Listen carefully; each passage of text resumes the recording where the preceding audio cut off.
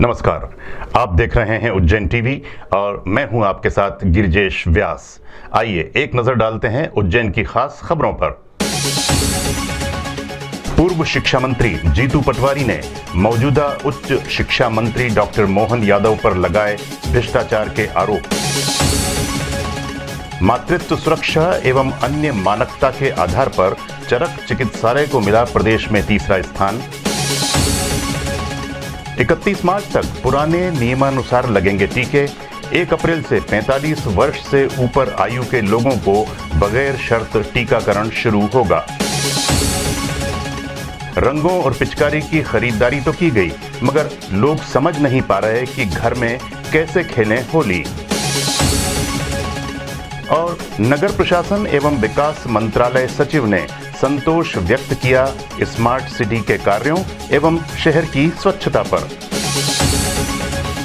पूर्व शिक्षा मंत्री ने प्रेस वार्ता आयोजित कर वर्तमान शिक्षा मंत्री पर लगाए गंभीर आरोप। कमलनाथ सरकार में शिक्षा मंत्री जीतू पटवारी ने उज्जैन सिंहस्थ मेला क्षेत्र को भू माफियाओं के षड्यंत्र का शिकार बताते हुए मुख्यमंत्री शिवराज सिंह, उच्च शिक्षा मंत्री मोहन यादव, सांसद अनिल फिरोजिया व विधायक पारस जैन पर संलिप्तता के आरोप लगाए हैं। विधायक रामलाल मालवीय, महेश परमार व मुरली मोरवाल की उपस्थिति में पटवारी ने मंत्री यादव पर जनभावना के साथ खिलवाड़ करने, परिवार व परिचितों को लाभ पहुँचाने के प्रयास जैसे गंभीर आरोप लगाए।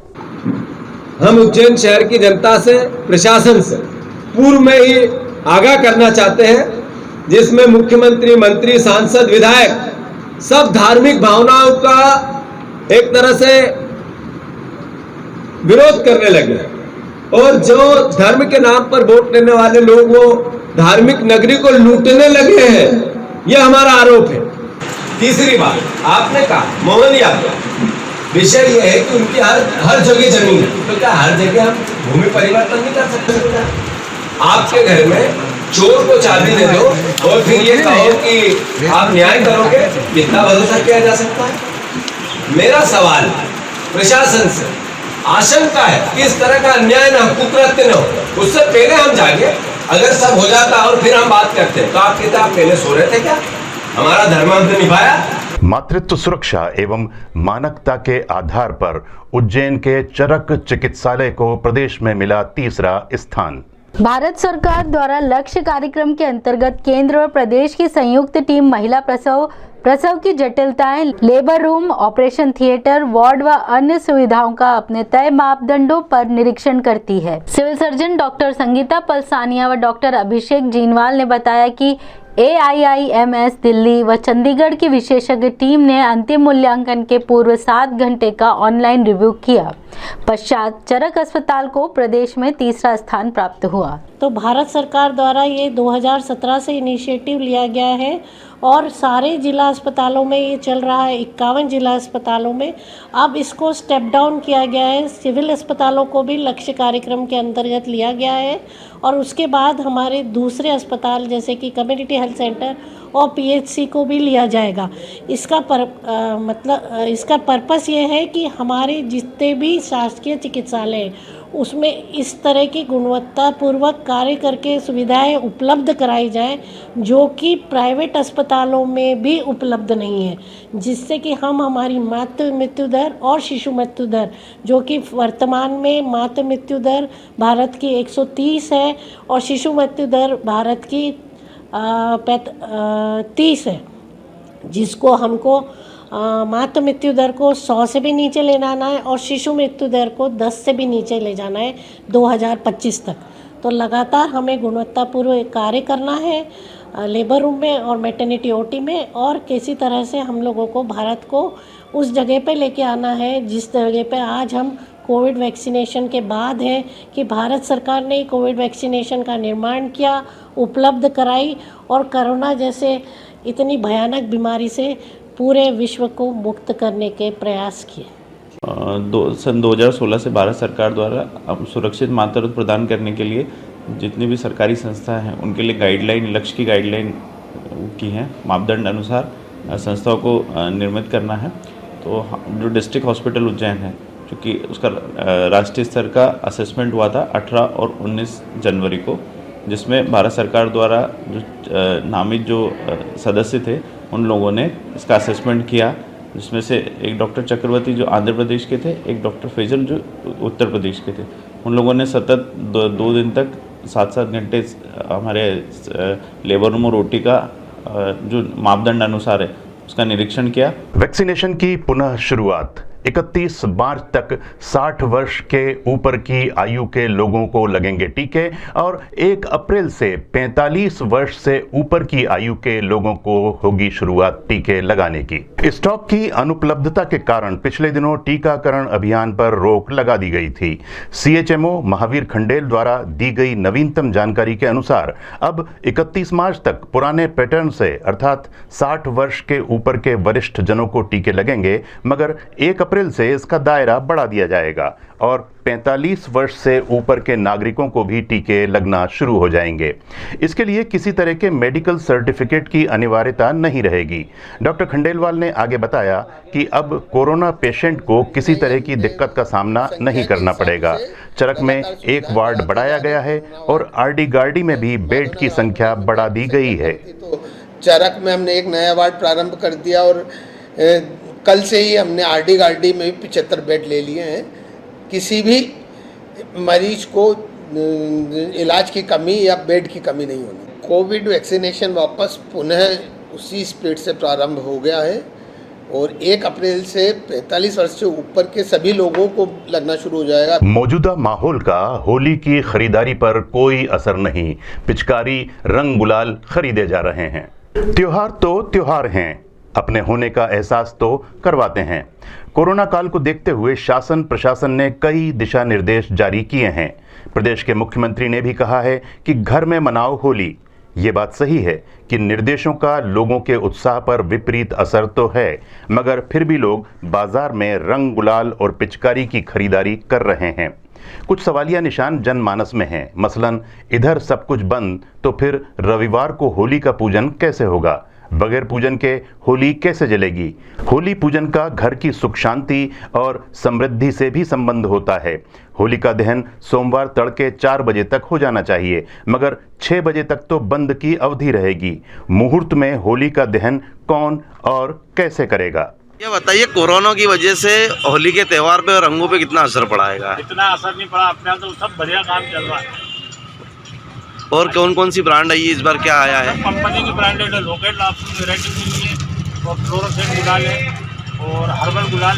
केंद्रीय शहरी विकास मंत्रालय सचिव ने स्मार्ट सिटी के चल रहे कार्यों का अवलोकन करने के बाद की समीक्षा बैठक। केंद्रीय शहरी विकास मंत्रालय के प्रमुख सचिव DS मिश्र ने महाकाल प्रोजेक्ट और स्मार्ट सिटी के अंतर्गत चल रहे कार्यों का अवलोकन करने के बाद आला अधिकारियों की समीक्षा बैठक ली। वह मीडिया से बात करते समय मिश्र चल रहे कार्यों से संतुष्ट नजर आए। महाकाल मंदिर है, मंदिर के पीछे इतने लाखों की संख्या में जो लोग आते हैं, उनको एक ऐसा अनुभव हो कि महाकाल के बारे में या यहाँ की जो स्टोरीज है, यहाँ की जो विरासत है, उस विरासत के बारे में उनको एक ऐसा अनुभव हो, उसके लिए एक काफ़ी बड़ा स्तर पे काम स्मार्ट सिटी मिशन ने लिया है।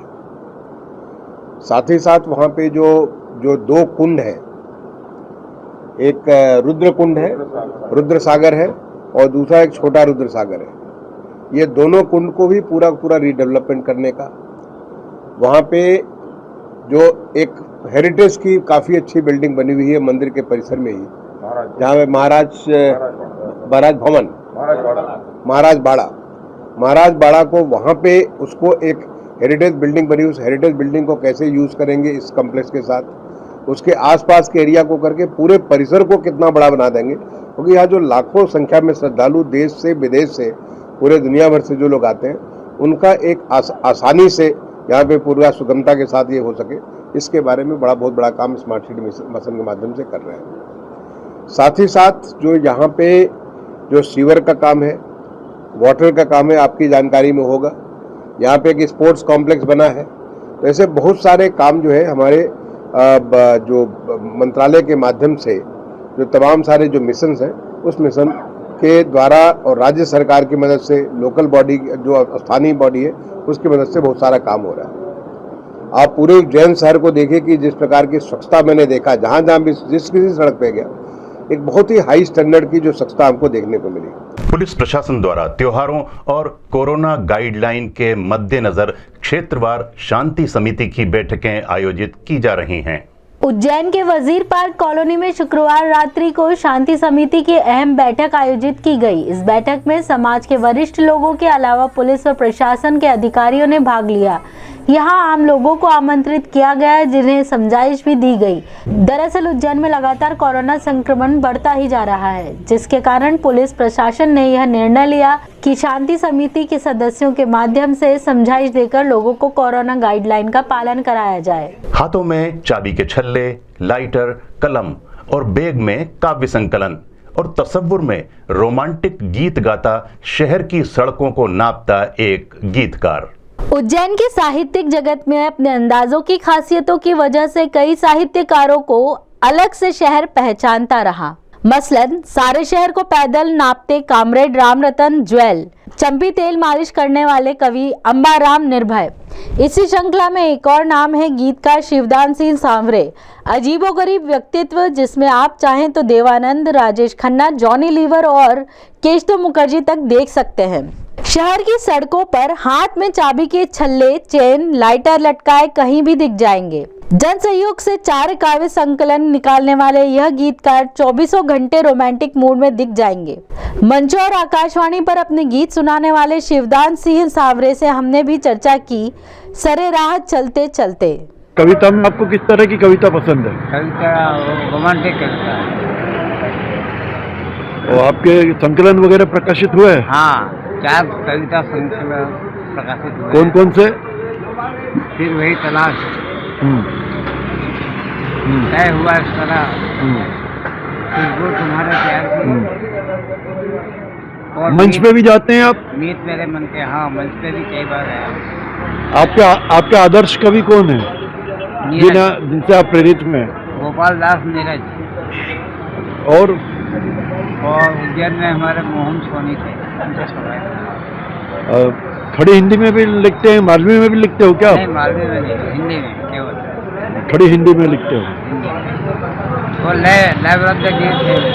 गीत लयबद्ध, अच्छा लयबद्ध, छंदबद्ध, लयबद्ध। गाने का बहुत शौक है, कई स्टेज पे गाए हैं, तो गीतकार के रूप में जाना चाहते हैं। आपकी रोजी रोटी से संतुष्ट हैं आप? हाँ, मैं तो कहाँ तक पढ़े? मैंने एमए करा है। गुवाहाटी, असम में आयोजित राष्ट्रीय एकता शिविर में शहर की शिक्षा भार्गव ने दल का नेतृत्व किया। भारत सरकार एवं राष्ट्रीय युवा खेल मंत्रालय द्वारा आयोजित राष्ट्रीय एकता शिविर में मध्य प्रदेश से 10 विद्यार्थियों का चयन हुआ। आयोजन में सभी राज्यों से आए एनएसएस सदस्यों ने अपने अपने क्षेत्रों की सांस्कृतिक प्रस्तुतियां दी, जिसके अंतर्गत शिक्षा भार्गव ने मध्य प्रदेश दल का नेतृत्व करते हुए अपनी सांस्कृतिक प्रस्तुति दी। कालिदास कन्या महाविद्यालय में अध्ययनरत शिक्षा की उपलब्धि पर प्राचार्य सहित अन्य प्राध्यापकों व समन्वयक ने हर्ष जताया।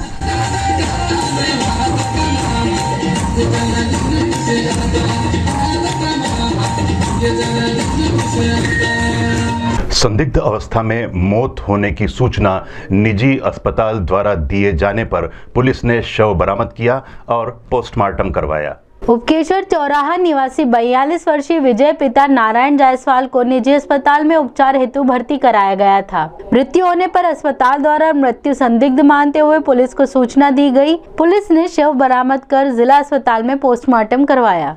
आज दिनांक 27 मार्च को थाना महाकाल पर सूचना मिली कि सीएच हॉस्पिटल से सूचना मिली कि मृतक विजय पिता नारायण जायसवाल को किसी अज्ञात कारण से इलाज के दौरान मृत्यु हो गई। सूचना पर मृतक के शव को सीएच हॉस्पिटल में लाया गया, जहां पर पोस्टमार्टम अभी करवाया गया है। आगे की जांच जारी है। क्या नाम है? मृतक का नाम है विजय पिता नारायण जायसवाल, उम्र 42 साल, निवासी उपकेश्वर, खंदार मोहल्ला, उज्जैन। बाइक टकराने के विवाद में 4-5 युवकों ने बाइक सवार पर हमला कर दिया। 10वीं कक्षा का छात्र लोकेश डागर अपने निवासीय क्षेत्र हरिफाटक माधवगंज स्कूल के समीप से गुजर रहा था, तभी उसकी बाइक उसी क्षेत्र के पैदल जा रही वृद्धा से टकरा गई, जिस पर 4-5 युवकों ने लोकेश पर लठ पाइप आदि से हमला कर दिया। जिला चिकित्सालय में उपचाररत लोकेश ने बताया, मैं बाइक लेके जा रहा था, एक अम्मा थे, मतलब उनके जो मम्मी वगैरह क्या थे, तो मैं गाड़ी लेके आ रहा था, वो आगे हुए और एकदम से पीछे हुआ है, तो मैंने फुल ब्रेक मान लिए थे, तो हल्की से बस उनको टकराई। इतने के अंदर मैं गाड़ी वहीं पर ही खड़ी करके भागने लगा, तो इतने में वो सरिया गुप्ती लेके आ गया वो, तो फिर मैं वापस से आया भी सरी रिटर्न में, पर वो सरिया नहीं लेके आ गया और मैं वापस से इधर की साइड से घूम के आया, तो इतने में उन्होंने गुप्ती मार दी मेरे। मौजूदा दौर में हम आज मनोरंजन का जो विकसित स्वरूप देख रहे हैं, दरअसल वो थिएटर की ही देन है, और इसी देन को और सशक्त करने के लिए 27 मार्च को विश्व रंगमंच दिवस मनाया जाता है। विश्व रंगमंच दिवस 27 मार्च को मनाया जाता है। सन 1961 में इसकी स्थापना इंटरनेशनल थिएटर इंस्टीट्यूट ने की थी। इस दिवस पर पहला संदेश 1962 में फ्रांस के जीन काक्टे, 2002 में भारत के गिरीश कर्नाड ने दिया था। इस दिवस का उद्देश्य लोगों में थिएटर को लेकर जागरूकता लाना और थिएटर की अहमियत बताना है। इस दिन इंटरनेशनल थिएटर इंस्टीट्यूट एक कॉन्फ्रेंस करता है। संदेश देने के लिए किसी एक कलाकार का चयन किया जाता है। यह संदेश 50 भाषाओं में अनुवाद किया जाता है, जो दुनिया भर में अखबारों में छपता है। विश्व रंगमंच दिवस की सार्थकता इस बात में है कि वह कला मर्मज्ञों के दिलों में थिएटर की उपयोगिता को बनाए हुए है। इस संदर्भ में वरिष्ठ रंगकर्मी गिरिजेश व्यास ने अपने अनुभव हमारे साथ कुछ यूं साझा किए। विश्व रंगमंच दिवस की सभी को हार्दिक बधाई और शुभकामनाएं। उज्जैन के रंगकर्म में विगत 35 वर्षों से सक्रिय रहने के कारण मुझे ये दिन बहुत ही आश्वस्त भी करता है और प्रसन्न भी करता है, क्योंकि उज्जैन में रंगकर्म की जड़ें बहुत गहरी हैं। 1982 में जब मैं पहली बार यहाँ उज्जैन में आया था, तब अखिल भारतीय कालिदास समारोह का रजत जयंती वर्ष था, और वो अंतिम वर्ष था जबकि ये कालिदास समारोह होना था क्षीर सागर में, और उसके बाद फिर जो है वो कालिदास अकादमी परिसर में शिफ्ट हो गया था। तो तब से जो रंगकर्म से मैं जुड़ा, तब से मैंने एक अपने आप में एक अलग ही व्यक्तित्व को विकसित होते हुए देखा। बहुत सारी चीज़ें मेरे सामने खुलती चली गईं। जीवन की बहुत सारी समस्याएं जो हैं, टेढ़े मेढ़े प्रश्न जो हैं, उनको हल करने के लिए मुझे नई दृष्टि मिल रही थी। तो रंगकर्म का जो है वो ओवरऑल समग्र व्यक्तित्व पर बड़ा गहरा प्रभाव पड़ता है। एक नई दिशा, एक नई सोच, एक नई समझ डेवलप होती है। तो उज्जैन के रंगकर्म में मेरे दौर में मैं याद करना चाहूँगा अवश्य धीरेन्द्र कुमार को। धीरेन्द्र कुमार की अद्भुत कल्पनाशीलता ने उज्जैन के रंगकर्म को एक बड़े अच्छे मकाम पर पहुँचा दिया था। खैर दुर्योग से जो है वो हमारे बीच नहीं रहे, लेकिन उसके बाद उनके बहुत सारे शिष्य, मैं तो ये कहूँगा कि आज जितने भी रंगकर्मी उज्जैन में काम कर रहे हैं, सब उसी धीरेन्द्र स्कूल ऑफ एक्टिंग की देन है। मैं भी उनमें से एक हूँ। तो आज उज्जैन में जो लोग रंगकर्म कर रहे हैं, निश्चित रूप से उनमें से कई लोगों ने तो बहुत बड़ा नाम किया है। बहुत सारे लोग जो हैं वो NSD से निकले और बॉलीवुड में गए, और बॉलीवुड में नहीं भी गए तो स्वतंत्र रूप से जो है रंगकर्म आज भी कर रहे हैं। और उन सबको देख के मुझे ये बिल्कुल एहसास होता है, मैं इस बात के लिए बिल्कुल आश्वस्त हूँ कि रंगकर्म का भविष्य जहाँ तक उज्जैन का संबंध है बिल्कुल उज्जवल है। आज के इस दिन मैं समस्त रंगकर्मियों को ये कहना चाहूँगा कि पूरी शिद्दत के साथ, पूरे मनोयोग के साथ, और जो भरत मुनि का जो नाट्य शास्त्र है, जिसको हम 5वां वेद भी कहते हैं, उसका थोड़ा थोड़ा अध्ययन करते हैं, उसके साथ अपने आप को निखारें और अपने आप को दर्शकों के सामने प्रस्तुत करें। रंगकर्मी पंकज आचार्य जी ने अपनी बात इस प्रकार कही। आज विश्व रंगमंच दिवस है, और इस उपलक्ष्य में आज हम सभी शहर के रंगकर्मी कालिदास अकादमी में एकत्रित हुए हैं। यहाँ पर हमने कालिदास की मूर्ति को माल्यार्पण किया, और सरकार से हम ये चाहते हैं कि रंगमंच के लिए यहाँ पर एक अच्छा सा ऑडिटोरियम बने, क्योंकि शहर में ऑडिटोरियम की एक बहुत आवश्यकता है। क्योंकि शहर के जितने भी जो कला प्रेमी हैं, उनको अकादमी तक आने में थोड़ी कठिनाई होती है। तो हम ये चाहते हैं कि सरकार जो है एक अच्छा सा ऑडिटोरियम जिसमें सारी सुख सुविधा हो, और ये भी चाहते हैं कि जिस तरह फिल्म नगरी बनी हुई है और अलग अलग स्टूडियो बने हुए हैं, ऐसे ही हमारे उज्जैन के अंदर भी निर्मित हो, क्योंकि हमारे उज्जैन में प्रतिभाओं की कोई कमी नहीं है। कई युवा ऐसे हैं जो आगे जाकर मुंबई, दिल्ली और बड़े महानगरों में, माया नगरी में जाकर काम करना चाहते हैं, तो उन लोगों को तैयारी करने के लिए यहाँ पर एक पर्याप्त स्थान मिल जाए, ऐसी हमारी जो है सरकार से विनती है, अनुरोध है। उज्जैन के सुप्रसिद्ध स्वतंत्रता संग्राम सेनानी और वरिष्ठ पत्रकार स्वर्गीय अवंतीलाल जैन के सुपुत्र प्रखर पत्रकार अरुण जैन का आकस्मिक निधन हो गया। 75 वर्षीय अरुण जैन उज्जैन नई दुनिया ब्यूरो चीफ कई वर्षों तक रहे। वर्तमान में वे खबर मीडिया के संपादक थे। उज्जैन टीवी की ओर से उन्हें विनम्र श्रद्धांजलि। आइए अब देखते हैं जीवाजी वेधशाला से प्राप्त उज्जैन के मौसम के आंकड़े।